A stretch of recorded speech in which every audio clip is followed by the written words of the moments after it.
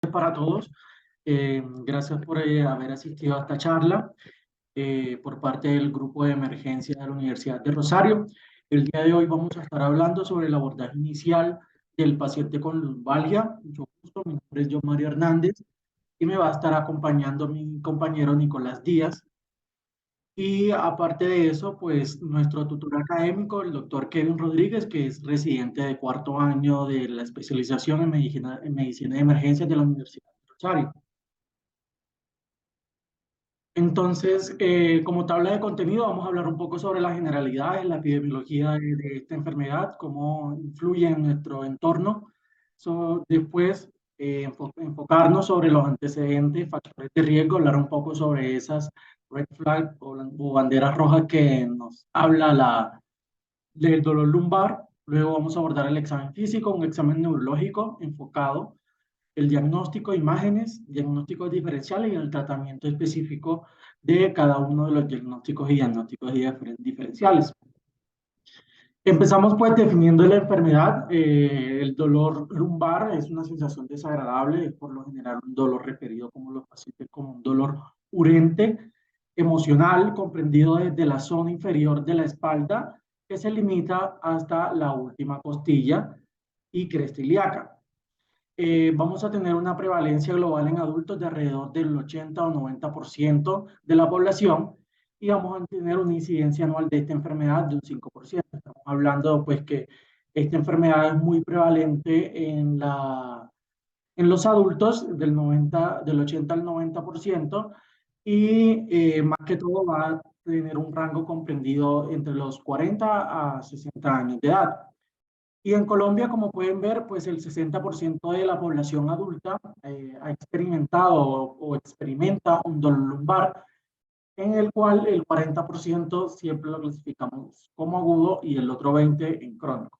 Y pues la importancia de esta charla, de nosotros poder darles esta charla, es que pues el dolor lumbar o la lumbalgia es la principal causa de consulta en urgencias ortopédicas y la tercera en urgencia general en todo el país. Entonces vamos a tener también una clasificación. Esta clasificación pues va a ser según el tiempo. Nosotros vamos a considerar un dolor de espalda agudo cuando la presencia de los síntomas es menor a 6 semanas. Vamos a llamar dolor subagudo, dolor de espalda subagudo, aquel que se comprende entre el tiempo de 6 a 12 semanas. Y vamos a tener un dolor lumbal crónico cuando la presencia de los síntomas superan esos 12 días. Aparte de eso, vamos a tener dos tipos de dolor muy característicos, que son el dolor axial o no neurológico, que pues puede estar relacionado a causas musculoesqueléticas de la columna, secundario a una inflamación del tejido subyacente.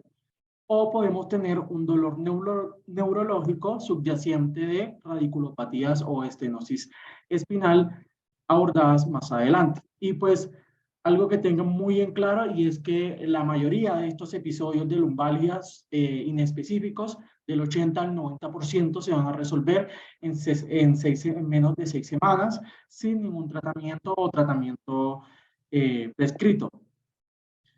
Aparte de eso, pues vamos a enfatizarnos mucho, más que todo en el dolor de espalda agudo, ya que como habíamos dicho, de ese 60% de la población general en Colombia, el 40% presenta este tipo de dolor. Y pues, como lo ven aquí, es un síndrome clínico muy frecuente en la población, puede tener múltiples esquemas clasificatorios. También es una gran fuente de discapacidad y es una de las consultas, como ya les dije, más consultadas, valga la redundancia, en hospitales de baja complejidad, y es importante hacer una distinción de estos signos y síntomas que nos puedan estar o puedan ser sugestivos de una enfermedad de gravedad. Por eso vamos a considerar o a dar a conocer las causas de la lumbalgia, que pueden ser, como lo ven en esta tabla, podemos tener lumbalgias mecánicas, no mecánicas o otro tipo de lumbalgias no mecánicas. Dentro de la mecánica nosotros vamos a tener dos tipos o subtipos que van a ser la lumbalgia por alteraciones estructurales o la lumbalgia por el traumatismo. La lumbalgia por alteraciones estructurales vamos a tener enfermedades como la espondilolisis o la espondilitis estesis, la escoliosis, la patología distal, mientras que en las patologías por traumatismo vamos a tener lo que es la distensión lumbar, fracturas, subluxación de la articulación, entre otros.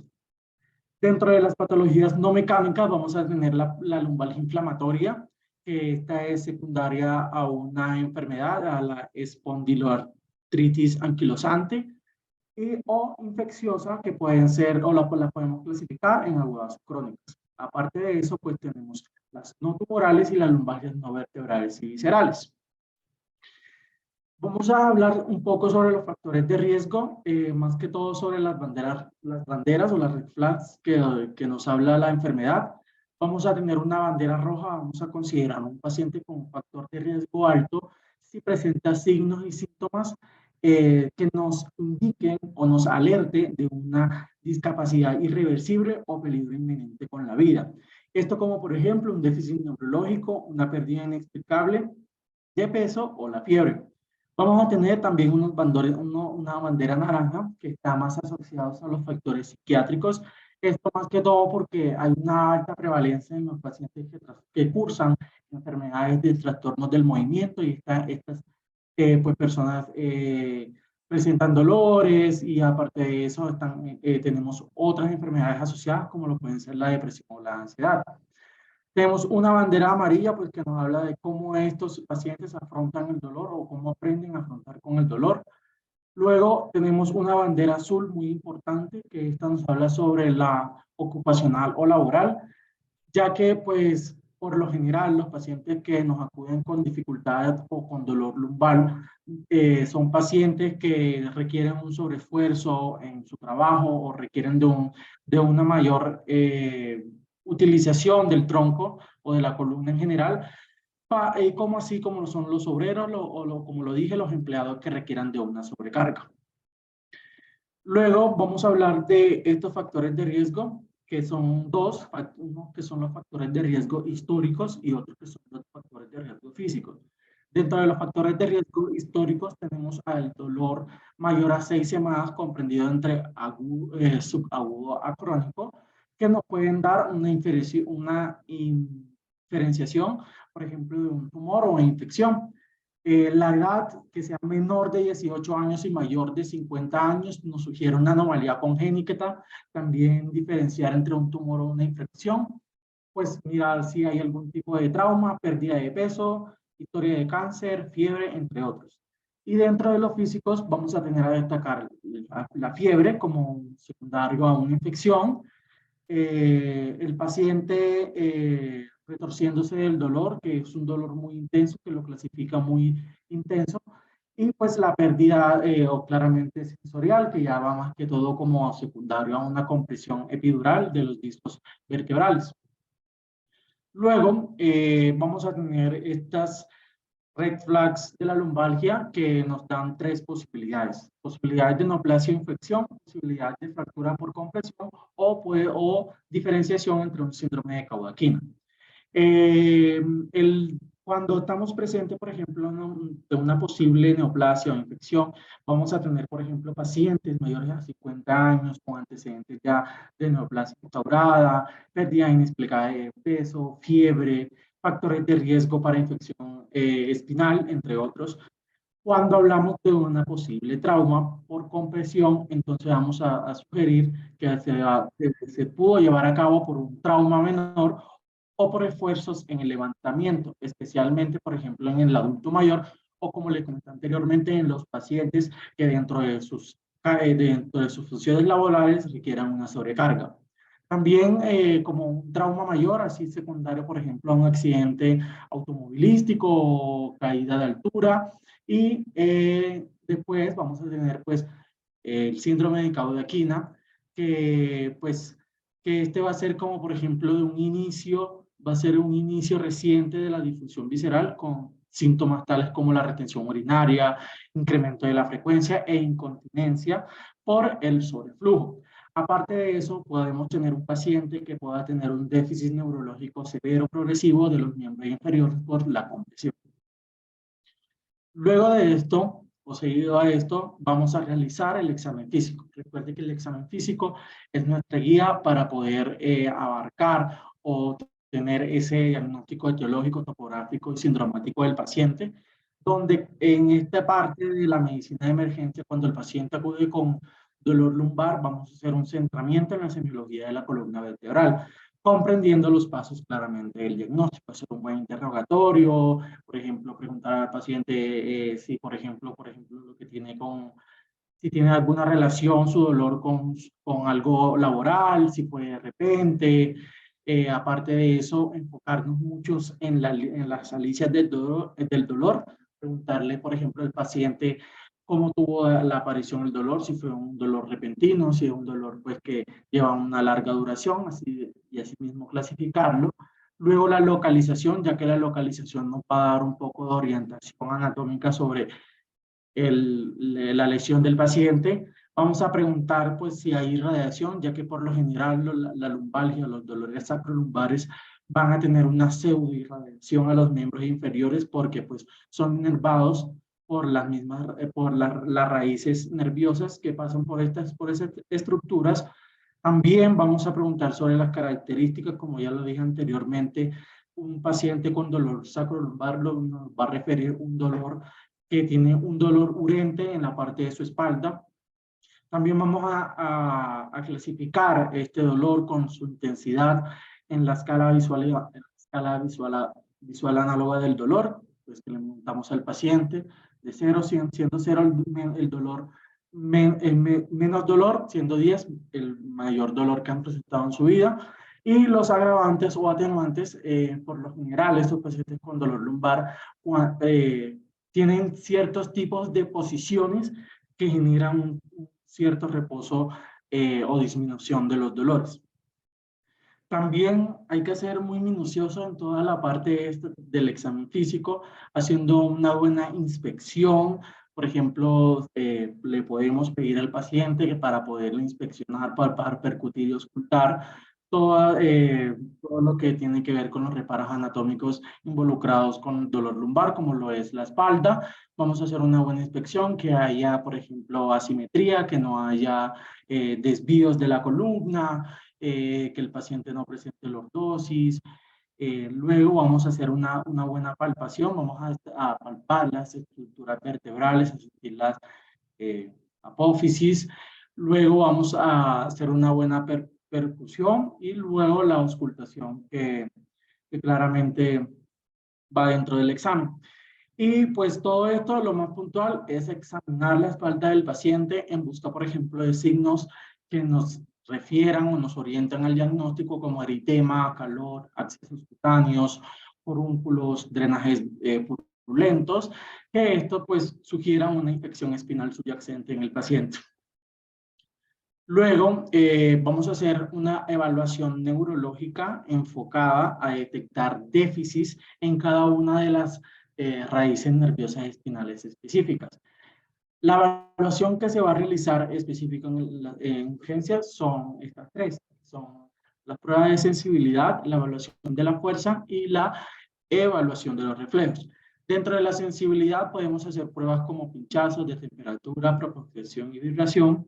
La evaluación de la fuerza, vamos a centrarnos en los músculos, en los grupos musculares de las raíces nerviosas que inervan. Y pues la evaluación de los reflejos, vamos a hacer los reflejos osteotendinosos.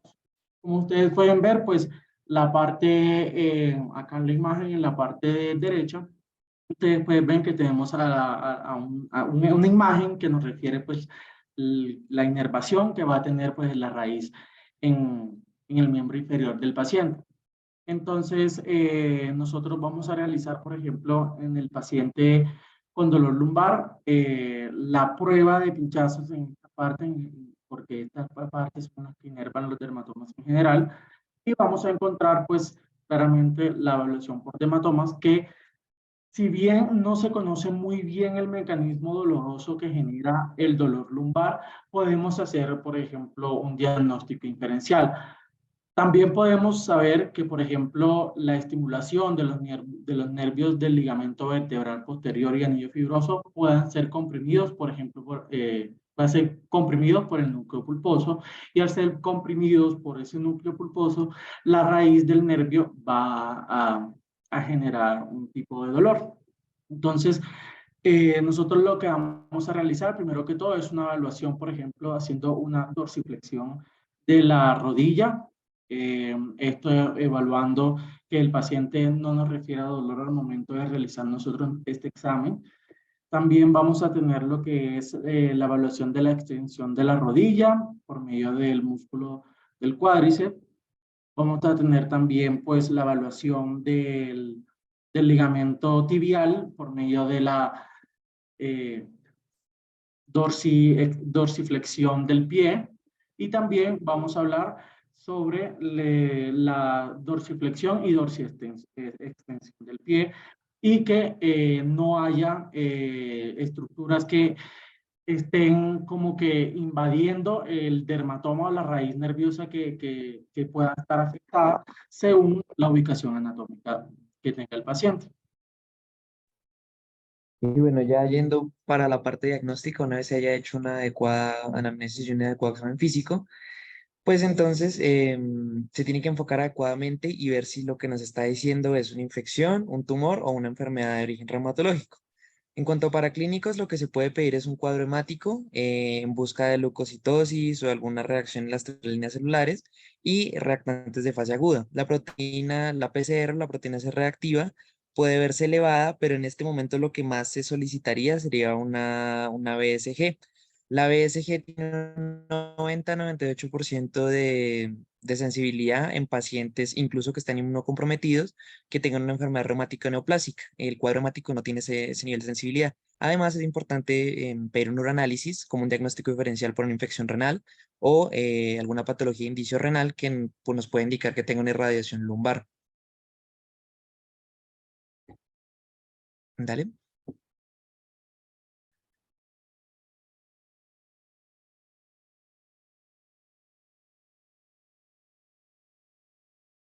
Bueno, entonces en cuanto a las imágenes, pues la primera imagen que se solicitaría sería una radiografía de columna simple. Se habla de que la vista anteroposterior y lateral son suficientes, no es necesario tomar más imágenes y tener una sensibilidad adecuada. Y se va a tomar principalmente cuando se va en busca de patologías que sean óseas, por ejemplo, una fractura, o patologías que sean claramente visibles, que no requieran mayor resolución, como un tumor. En dado caso que no se encuentre una patología clara en la radiografía o que se tenga una sospecha diagnóstica diferente, se pasa a la tomografía axial computarizada, la cual va a ser más útil especialmente para mirar fracturas vertebrales, exactamente en qué parte anatómica está comprometida, articulaciones facetarias y los elementos que se encuentren posteriores anatómicamente a la columna vertebral. Es importante saber en cuanto al TAC que pues el TAC tiene un buen detalle para los cuerpos, pero no tiene una resolución suficiente para el canal espinal o para mirar adecuadamente la médula espinal en comparación con la resonancia magnética. El TAC puede ser útil en lugares donde no tengamos un resonador que se pueda hacer el estudio y en dado caso que se toque sí o sí que tomar un TAC, es más sensible la mielografía que el TAC normal. Y pues bueno, la resonancia magnética va a ser el estudio estándar en sospecha de infección espinal, neoplasia y síndromes de compresión. Sin embargo, o sea, hay que ser como muy cuidadoso y no mandárselo a todo el mundo. Y pues también se usa para mirar la progresión de tumores neoplásicos, o sea, como radiografías de control, en los cuales hay un deterioro neurológico de los pacientes. ¿Listo? Dale siguiente, por favor. Entonces, ahí, bueno, y se puede ver una radiografía que más adelante vamos a ver en los diferenciales de que, a qué corresponde esa radiografía. Ese es un tag en el cual se puede ver claramente una fractura de un cuerpo vertebral que está generando y una resonancia magnética que, pues como se puede ver, la resolución cambia mucho y se puede ver claramente que hay una hernia de disco en la imagen de la derecha. A la izquierda se ve como es una radiografía normal, una resonancia normal, perdón. Listo, entonces vamos a arrancar con los diagnósticos diferenciales. El primero, pues es el que ya se había hablado, la lumbalgia aguda no específica, que sería el nombre como a grandes rasgos, pero pues también se conoce como lumbago mecánico, tensión en la espalda, lumbago, pero pues el término correcto que se debería usar y que uno pues semiológicamente debería usar es idiopático o dolor lumbar no específico, pues porque no tenemos un hallazgo claro después de hacer una anamnesis adecuada, un examen físico adecuado y no aparezca en la imagen es nada. pues es el término que se debe usar. El diagnóstico es un dolor leve a moderado que se agrava con movimiento, se ve con el reposo y principalmente se exacerba con esfuerzo o con levantamiento de peso y es una etiología, de una etiología específica. Pues como decía John, es un motivo de consulta muy frecuente en los servicios de ortopedia y pues se queda con ese diagnóstico lumbar mecánico. Y pues es importante, muy importante que pues se hayan descartado todos los factores de riesgo, las red flags y todo lo que tenga relativo a esa anamnesis. El tratamiento en estos pacientes pues se enfoca principalmente en la restricción de la actividad, aunque el estudio decía que realmente la actividad y el reposo están como cabeza con cabeza en cuanto a mejoría de los pacientes y mejoría de su sintomatología. Pues se habla también de la analgesia, que ya en un momento hablamos de eso, y otras modalidades físicas como el tai chi o la meditación no están muy bien comprobadas en el manejo agudo. Em, pues lo primero que se debe hacer es mirar los síntomas durante 4 a 6 semanas antes de irnos por otros diagnósticos y en el 80 al 90% de los pacientes resuelven, como ya había dicho yo anteriormente. La actividad supera la tasa de recuperación, pero no por mucho. O sea, el paciente reposa 2 a 3 días y empieza a hacer actividad, pues va a dar casi que los mismos resultados que si está reposando y pues si hace las actividades y las fuerzas que había escrito anteriormente. Y pues en este momento el AINES está como pilar de tratamiento. El tratamiento con acetaminofén no es muy superior al placebo en un estudio que se hizo, se prefiere AINES, o sea, está como muy cerca y muy pegado al uno la relación en cuanto al acetaminofén, por eso se prefiere AINES y pues en el mismo estudio compararon 12 tipos de AINES en el cual el naproxeno mostró ser el más seguro en cuanto a nefrotoxicidad y el que menos incidencia tenía en sangrado gastrointestinal. Sin embargo, hay que mirar integralmente al paciente porque si tiene un alto riesgo de sangrado gastrointestinal o tiene un antecedente de gastritis, es mejor dar una profilaxis con omeprazol o iniciarle una vez inhibidor de bomba de protones. Y pues se recomienda que se use a bajas dosis, que si se usa ibuprofeno no sea mayor a 400 y si se usa naproxeno no sea mayor a 250 cada 12 horas. Y bueno, en cuanto a los demás analgésicos, la analgesia con opioides no es el manejo de primera mano, no es lo que se recomienda en los pacientes agudos y pues debe ofrecerse solamente en dolores muy intensos con una duración limitada que no supere la semana de tratamiento, incluso menos. En cuanto a los relajantes musculares, son superiores al placebo, pero tampoco por mucho tiempo, aumenta los eventos adversos y es muy controversial que se use combinado con AINES, no tiene una evidencia clara de mejoría en el paciente. Sin embargo, en el estudio que hicieron, decía que perdón, que disminuía la duración de la intensidad del dolor en la escala análoga visual. Las benzodiazepinas también están planteadas como tratamiento, aunque ellas también tienen una mayor cantidad de efectos adversos y principalmente no se recomiendan por el potencial de adicción. Se recomienda primero AINES o incluso se recomienda primero iniciar manejo con opioides antes que con benzodiazepinas.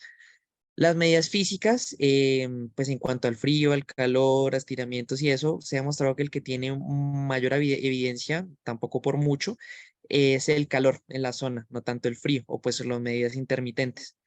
Y en cuanto a los corticoides, pues no tienen una evidencia clara respecto al dolor de espalda idiopático, respecto al manejo del dolor de espalda. Bueno, entonces ahora en cuanto al dolor crónico, pues lo primero que hay que hacer es verificar que no se haya saltado ninguna bandera roja o que no haya, o que no se, que el tratamiento no haya sido eficiente. Los analgésicos opioides no se deben prescribir para el dolor de espalda crónico, principalmente en el servicio de urgencias. Eso debería hacerse más por el tratante que está viéndolo en la consulta externa. Si ve que no hay una mejoría, debería mandar opioides. Y la terapia farmacológica recomendada es AINES y duloxetina 30 miligramos una vez al día. Eso es lo que se habla que está con el dolor de espalda crónico que no tiene una etiología clara. La gabapentina y la pregabalina van a ser dos medicamentos que vamos a ver mucho en pacientes que llegan con lumbago crónico. Sin embargo, pues tienen un elevado potencial de abuso, entonces no son tan usados y pues no deberían ser como tan usados en la práctica clínica, aunque sí tienen una buena efectividad. La terapia como el tai chi, como el yoga, tienen una mejor evidencia respecto al dolor agudo. está mejor demostrado en los pacientes. Entonces, pues, si se va a hacer como un manejo integral, se puede recomendar que tengan este tipo de tratamientos. Bueno, entonces el siguiente diferencial es la lumbalgia con ciática. Es una proporción muy pequeña de todos los pacientes que tienen una herniación sintomática, que ahorita vamos a hablar de la hernia. Y pues bueno, en cuanto a la hernia discal, la causa más común es cualquier cosa que comprima los nervios espinales, que dentro de ellos está la caudaquina o pues que la médula espinal puede ser la ciática. ¿Qué es la ciática? O pues el dolor ciático es una compresión del nervio ciático y que se va a ver un dolor irradiado de los glúteos bajando por la pierna y puede bajar incluso hasta los pies. Em, Hay estudios en los que son poco beneficiosas las terapias, pero pues incluye más que todos los AINES y lo que se recomienda es que realmente no hay como mucha evidencia con ellos ni con los corticoides, tampoco con la fluoxetina como antidepresivo, los anticonvulsivantes tampoco tienen mayor evidencia y pues los relajantes musculares y opioides no son muy recomendados. Al igual que con el dolor crónico, la mejor evidencia lo tiene la gabapentina. Pero también es muy importante en la lumbalgia con ciática descartar tumor o infección intraespinal, estenosis foraminal, compresión del plexo extraespinal o síndrome piriforme, que son causas menos comunes, pero que igual hay que considerar. Entonces, bueno, en cuanto a la hernia discal, el diagnóstico se escucha usualmente clínicamente, aunque se puede confirmar con una resonancia magnética de que puede ser de característica no urgente. Es solamente si solamente se pide urgente si hay una sospecha de compresión epidural. La gran mayoría de las hernias de disco ocurren a nivel del E4 o L5, entonces hay que estar muy pendientes del dolor radicular que pueda presentar el paciente. Principalmente se puede ver por debajo de la rodilla, por la distribución de las dermatomas que nos hablaba John, por eso es muy importante ir de la mano con la clínica. Y pues también se puede ver en el E5-S1, en la raíz nerviosa S1. ¿Qué va a ser importante en estos pacientes en el examen físico? Los pacientes que presentan dolor ciático de una hernia de disco generalmente se quejan más de los síntomas radiculares que el dolor de espalda per se. Entonces, pues hay que tener muy presente eso en un paciente que llegue con dolor radicular o que tenga un resultado positivo en la elevación de pierna estirada, mirar si realmente está haciendo una hernia discal. Y pues también se pueden los demás déficits neurológicos implicados en el dermatoma. Entonces, bueno, ¿cómo se va a abordar? ¿Cuál va a ser nuestra conducta una vez estemos en urgencias de la hernia discal? Si el paciente no tiene factor de riesgo en la anamnesis y el examen físico, no tiene red flags y no tiene una enfermedad grave distinta a la ciática, se debe tratar de forma conservadora. No se debe realizar ninguna prueba diagnóstica dentro del servicio de urgencias, es decir, no se debe tomar una resonancia y se debe mandar a control ambulatorio, pues ya que el paciente está prácticamente asintomático. Si el paciente tiene un déficit neurológico demostrable y el paciente realmente tiene una clínica sugestiva, se debe mandar una radiografía simple para buscar otras causas posibles, como una neoplasia, fractura, espondilolistesis o una infección. Y las guías recomiendan que los pacientes que tengan déficit neurológico severo o progresivo y que ya tengan una condición subyacente seria, ahí sí se debe tomar una resonancia magnética en el servicio de urgencias y mirar rápidamente qué tratamiento se le puede dar.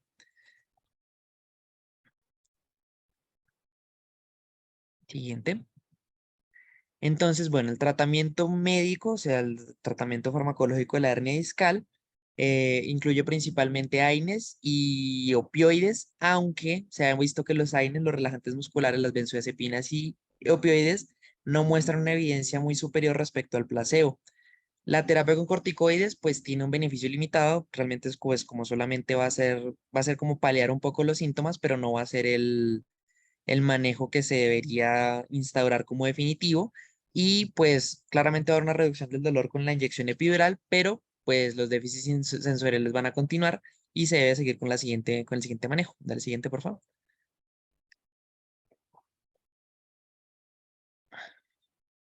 Que pues el manejo principal va a ser la cirugía. La cirugía pues va a estar indicada cuando se cumplan solamente tres de los siguientes criterios. Hay una evidencia definitiva de hernia en el estudio de imágenes, es decir, que en la imagen se ve claramente que hay una herniación, un cuadro clínico correspondiente y un déficit neurológico presente en el paciente y un tratamiento conservador que no haya, o sea, si no ha cedido el tratamiento conservador de 4 a 6 semanas. La cirugía descompresiva de emergencia solo se requiere en pacientes con síndromes pues, que ya estén demostrados que tengan compresión epidural y pues ahí hay como, en la imagen se ve como una breve descripción del procedimiento en la que hay una descompresión.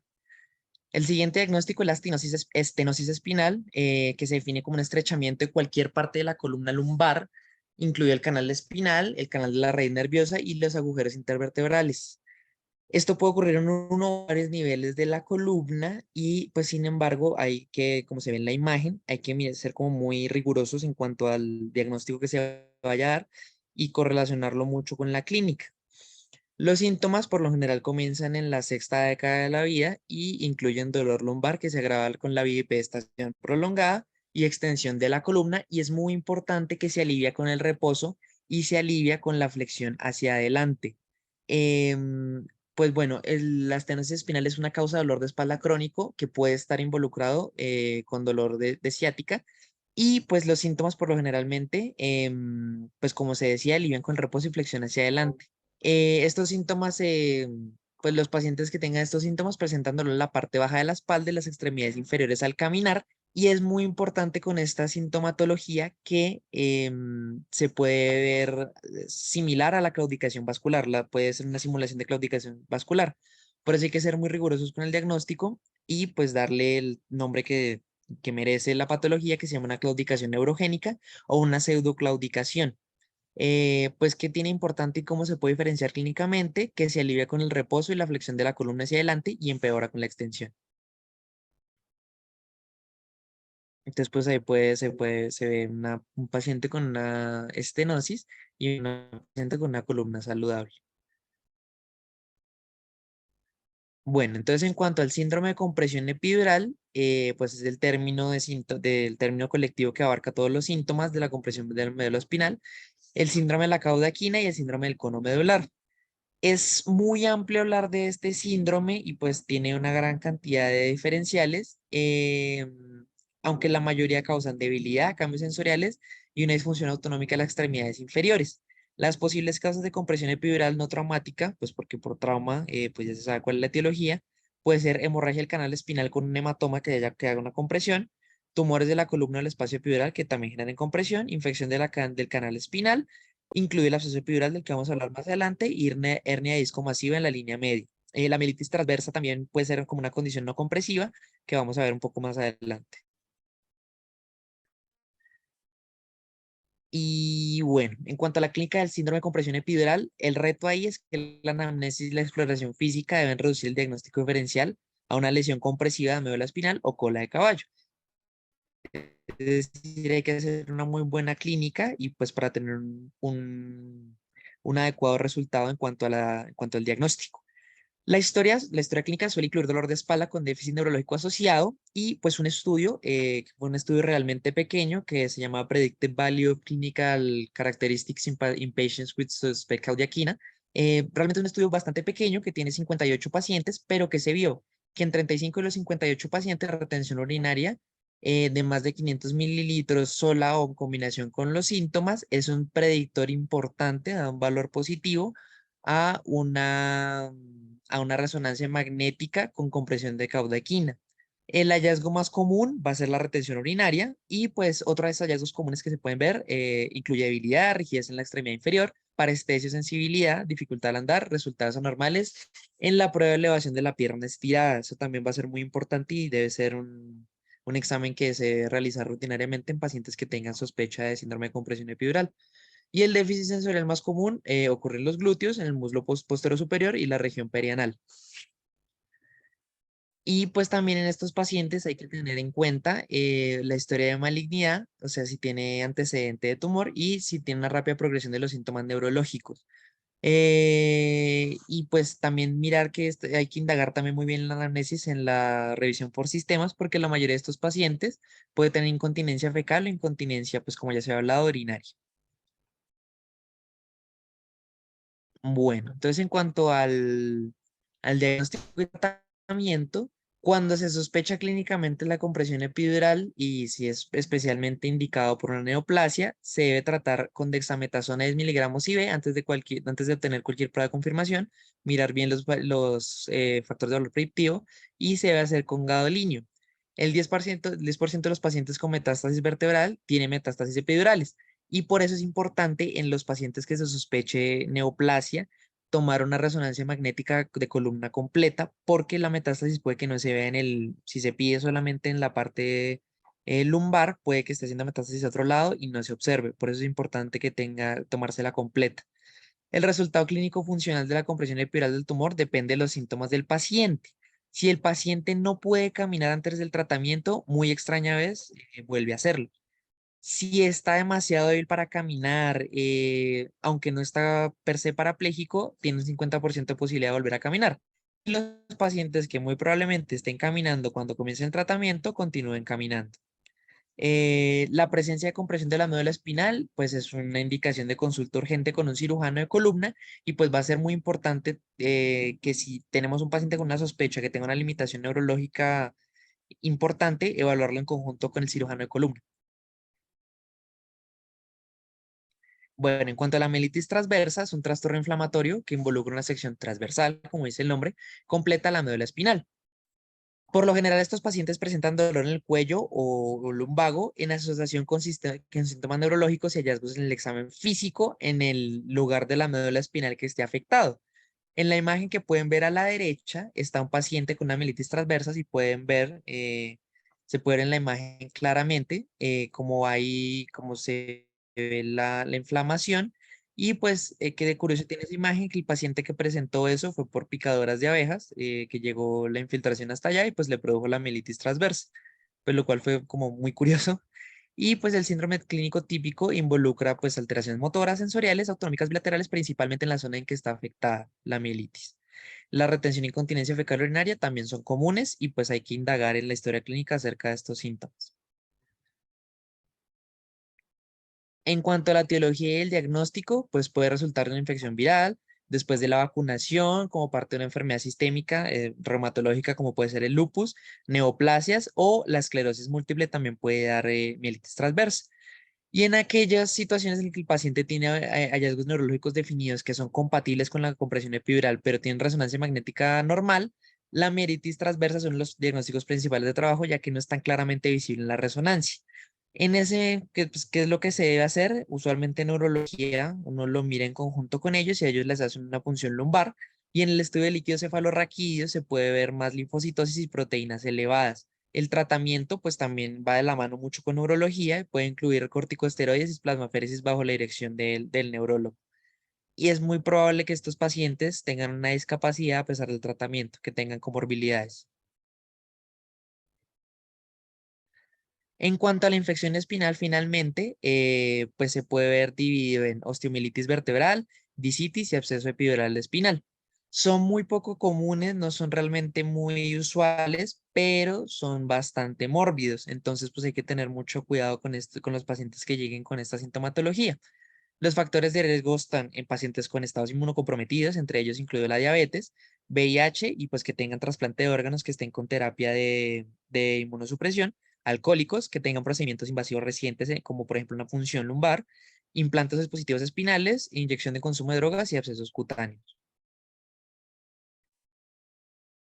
En cuanto a la osteomielitis vertebral, si recuerdan la imagen de la derecha, era la que les había mostrado principalmente, esa es un paciente que lleva más de 3 meses pues llevaba más de 3 meses con osteomielitis y pues era por un piógenes. Entonces hay que tener mucho cuidado con los gram positivos y ahorita vamos a hablar de eso en el tratamiento. En el examen físico, aproximadamente la mitad de los pacientes tienen fiebre y tienen tienen una hipersensibilidad de los cuerpos vertebrales cuando se percute. En cuanto a los paraclínicos, puede que depende de la data del paciente en el que encontremos la infección, puede que tenga el cuadro hemático normal. Sin embargo, los reactantes de fase aguda principalmente van a estar elevados. Los hemocultivos están indicados, tienen que ser rutinarios y solamente van a dar positivos aproximadamente en el 40% de los pacientes. Sin embargo, es importante tomarlos para hacer la terapia antibiótica dirigida. En cuanto a las imágenes, pues la RX va a ser normal hasta que el hueso se desmineraliza. Este proceso de desmineralización puede llevar de 2 a 8 semanas. Y pues bueno, las anomalías más comunes en la radiografía es la destrucción ósea, irregularidad de la placa terminal vertebral y el estrechamiento del espacio discal. En cuanto a la discitis, el 90% de los pacientes se presentan con una queja de dolor de espalda y cuello incesante que los despierta por la noche y no se alivia ni con reposo ni con analgesia, que si recuerdan, eso es una de las red flags que se presentaron. Y la fiebre está presente en el 60 a 70% de los pacientes, lo cual lo hace un valor predictivo importante. Mientras que el porcentaje de pacientes con déficit neurológico es del 10 al 50. Entonces se debe buscar más la respuesta sistémica del paciente que la respuesta neurológica. En cuanto a los paraclínicos, pues nada, los reactantes de fase aguda va a salir, el ABCG va a salir aumentar en el 90% de los pacientes, la PCR más o menos en el 30% de los pacientes. En este momento es más sensible la ABCG, aunque pues ya sabemos que la ABCG es muy poco específica. Y los leucos van a estar aumentados en menos del 50% de los pacientes. Y en cuanto, por último, en cuanto al absceso epidural, pues la triada clásica de síntomas va a ser dolor de espalda intenso, fiebre y déficit neurológicos. Sin embargo, esta triada va a estar solamente presente en el 8 al 13% de los pacientes. Y el absceso epidural se encuentra comúnmente en asociación con osteomielitis vertebral y con discitis en 62 al 38% de los casos respectivamente. En cuanto a los factores de riesgo, el uso de drogas inyectables, inmunocompromiso, alcoholismo, procedimiento de columna reciente, sitio distante de infección, diabetes, catéter, fractura reciente de columna, insuficiencia renal y cáncer. En los laboratorios va a haber una ABCG aumentada en el 95% de los pacientes y una PCR elevada en el 90% de los pacientes. Y pues la resonancia magnética va a ser el gold standard. En cuanto al tratamiento del absceso epidural, pues va a requerir antibiótico y evaluación quirúrgica, es lo que se va a considerar como tratamiento principal. En la discitis consiste en antibiótico a largo plazo con una cirugía reservada para aquellos con compresión de la médula espinal o que tengan una inestabilidad biomecánica demostrable. Y por último, el tratamiento para la osteomielitis es principalmente médico. Consiste en 6 semanas de antibiótico por la baja penetrancia de los antibióticos a tejido óseo, seguido de 4 a 8 semanas de antibiótico oral. La terapia antibiótica tiene que ir dirigida principalmente a gram positivos, entre ellos tener mucho cuidado con el Staphylo aureus, pues que puede ser un mersan resistente a meticilina. La terapia puede ir con pipitazo, con piperacilina tazobactam intravenosa y vancomicina 1 gramo para pues ir contra los gram positivos. Aunque pues también se habla de que puede ser tratamiento con aminoglucósidos. Ese tratamiento es inicial hasta que salga el cultivo. Una vez salga el cultivo, pues ya la terapia era dirigida contra el microorganismo que esté ahí presentando la osteomielitis. Y bueno, este es un algoritmo pues que básicamente resume el diagnóstico y tratamiento de las infecciones el absceso epidural y las infecciones en la espalda, en las cuales pues la cirugía va a estar acompañada de la terapia antibiótica empírica y pues si la terapia antibiótica está empírica, pues hay que mirar si hay una evolución negativa. Si la hay que mirar si hay que escalonar el tratamiento. Si está específica, pues lo mismo. Si el antibiótico está teniendo una adecuada penetrancia en hueso, pues mirar la evolución del paciente. Y si no, pues hay que escalar. ¿Listo?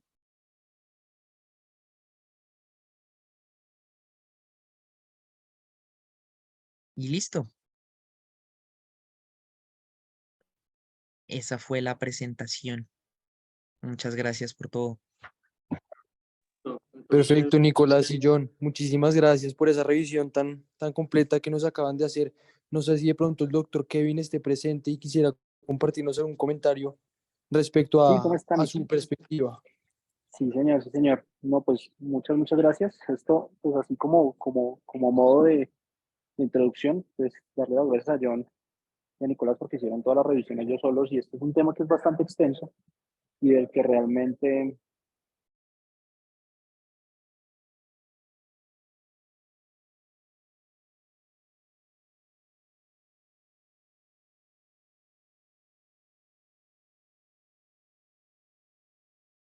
Creo que se nos cayó la conexión con el doctor. Ya creo que está volviendo. Sí, ya volvió. Hola, Doc. perdón que se colgó. Ahora sí me escuchan mejor. Sí, Sí, Sí, señor. doctor, doctor. perfecto. Sí, bueno, súper. Entonces, lo que les decía, entonces agradeciéndole a Nicolás y a John porque fueron los que hicieron toda la revisión, ellos solos fueron los que hicieron la búsqueda bibliográfica y realmente pues fue una muy buena charla, entonces felicitarlos y obviamente seguir con la motivación para seguir haciendo este tipo de, de intervenciones. Entonces, digamos que esta charla, efectivamente, pues es una charla de dolor lumbar para médicos generales.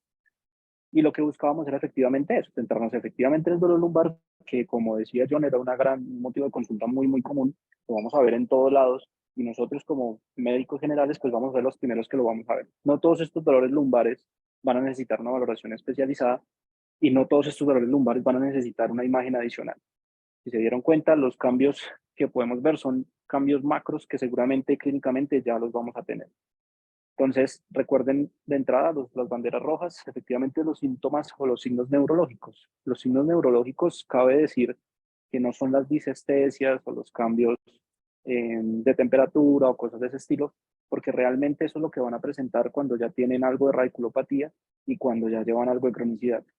Eso siempre se lo va a referir un paciente con dolor lumbar crónico y seguramente mientras usted lo ve en su consulta, ese paciente igual va a llegar con el dolor y se va a ir con el dolor porque va a ser muy difícil que usted se lo retire de entrada. Lo que vamos a usar o lo que vamos a buscar es efectivamente controlar el dolor, mejorar alguno de los síntomas, recuperar algo de capacidad funcional y pues que vuelva a su actividad laboral lo más rápido posible con terapia física, que realmente lo que estamos hablando ahorita, que es como lo que podemos ofrecerle y lo que realmente necesitan estos pacientes.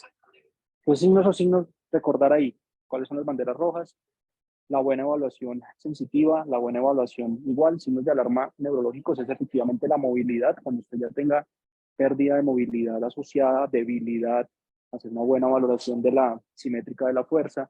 Otros síntomas o signos hay adicionales de pérdida de tono neural, como pérdida de los esfínteres tanto urinarios como rectales, son los que seguramente pues usted va a detectar y es el paciente que usted realmente va a hospitalizar porque va a necesitar una resonancia. No van a servir otros estudios imagenológicos. Si usted quiere ver alguna otra cosa, lo puede tomar con una radiografía simple y eso es únicamente para los pacientes con radiculopatía. Ahora, ¿qué es importante de esto? ¿Qué arsenal de medicamentos usted va a usar? Ya vimos que los AINES son funcionales, pero este paciente que ya tiene algunos síntomas neurológicos o cosas de ese estilo, usted les puede iniciar algún otro tipo de ayuda, como pregabalina, gabapentina, mitriptilina o cosas de ese estilo, y a esos pacientes les va a ir muy bien. Mensaje corto como adicional. Todos estos pacientes, el 90% van a ser de destino ambulatorio. No les va a servir el TAC, van a ser sobrecostos, van a aumentar la demora y la estancia hospitalaria dentro de esos pacientes y no va a servir de mucho o no va a ayudarle mucho clínicamente. Ahora, si la cosa cambia, usted piensa que es algo sistémico, algo infeccioso, pues seguramente las imágenes sí van a ser de gran ayuda y ahí sí necesitará un soporte de un especialista para hacer la valoración. Pero si se dan cuenta, todo es clínica lo que no lo da. Nos dan una recomendación del antibiótico con piperacilina, tazobactam o vancomicina. El que tiene como la mejor penetrancia es vancomicina, siempre buscando cubrimiento para Staphylococcus aureus. Y vancomicina tiene un AUC muy bueno y una penetrancia muy buena en hueso. Se lo puede usar en combinación para gran negativos con cefepime. Y esa es la valoración o bueno, como el régimen inicial cuando piensa que es algo infeccioso, que ya hay compromiso pues, socio adicional. Entonces, del resto, creo que todo lo demás lo dijeron, todo lo demás quedó bien explicado. Me parece que no hay ninguna otra situación. Recuerden el examen físico, valorar bien los dermatomas, valorar bien la fuerza simétricamente.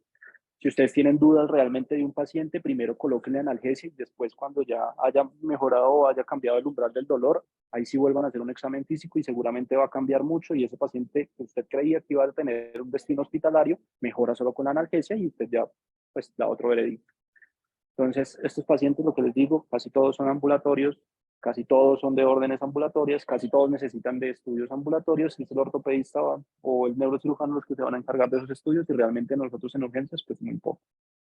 No sé si hay algún otro comentario, alguna duda, alguna pregunta que tengan hacia adicional que les pueda ayudar. Muchas gracias, doctor, y también muchas gracias nuevamente a los expositores. No sé si alguien que esté pues, de participante tenga alguna pregunta, aprovechando que está aquí el doctor o los especialistas de emergencias. No sé si hay alguna pregunta.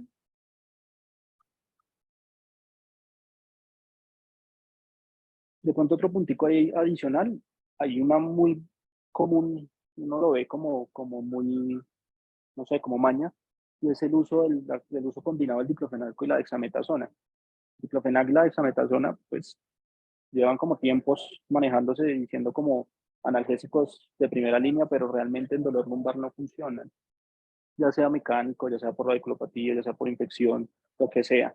Eviten esa combinación, den el AINES solo, si quieren utilicen varios AINES con más poder COX-1 o más poder COX-2, entonces pueden usar la combinación acetaminofén diclofenaco o naproxeno dipirona, lo que sea, que cambien un poquito más y que hayan como una variación ahí en los receptores o bueno, digamos que la sensibilidad que tengan cada uno para ayudarse mejor con esa analgesia. No usen los corticoides por ahora, pues de entrada nosotros no, a menos de que ya tengamos un diagnóstico adicional y ahí sí ya sirvamos, pues ahí sí la indicación. Para entrar creo que no. Perfecto, doctor. Muchísimas gracias por esa información que nos apunta ahí para complementar la charla que hicieron Nicolás y, bueno, se me olvidó John. el nombre del otro, pues, John y Mario, John. era John Sí, Mario. eso, qué John. pena, qué pena. Listo, no, ya con eso entonces, pues en el chat no tenemos preguntas y por lo que veo nadie más está levantando la mano. Entonces creo que podemos dar cierre a la revisión del día de hoy de dolor lumbar. Muchísimas gracias, doctor. Muchísimas gracias a los expositores. Realmente una muy buena revisión. Esperen igualmente el resumen en redes sociales y nos estaremos comunicando para poder pues avisarles de las próximas revisiones que vamos a tener. No siendo Muchas, más, pues les muchas deseamos gracias. un feliz viernes y que estén muy bien. Hasta luego. Muchas gracias. Nos vemos dentro de 8 días. Vale, Ah, no, gracias sí, por dentro de todo. 8 días. 8 días no. Sí, Hasta luego, exacto. Dentro de doctores. 8 días no vamos a tener revisión. Retomamos dentro de 15. ¿Listo? 15, Para 15 nos todos. vemos. Gracias. Que Que estén estén bien. muy bien. Hasta luego.